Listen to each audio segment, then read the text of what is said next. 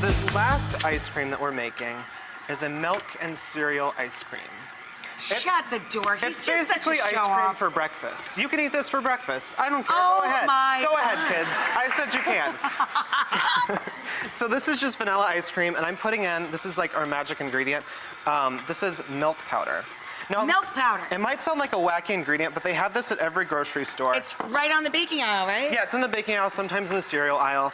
And it's just dehydrated milk, so it tastes just like milk.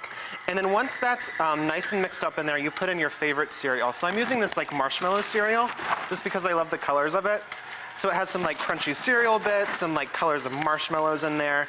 So then when you bite into it, it'll be nice and crunchy. And a leprechaun will come and join you. So then once Is that good? Yeah, that's perfect. So then once There's it's a whole all- bunch on the floor. Oops. If I were at home, my dog or my mom's cats would get that. And then once it gets all mixed up, you just Yeah. pop it into anything you want, a bowl or whatever. You pop it back into the freezer. And you just throw it in the freezer. Once it gets nice and hard, you can start scooping. It's And amazing. Look at this. Cereal ice cream. Isn't that yummy?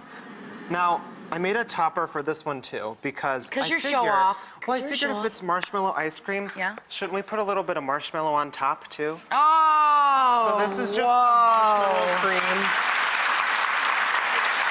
And then, if we're using marshmallow, why not? Get it nice and toasty on top. Look at that.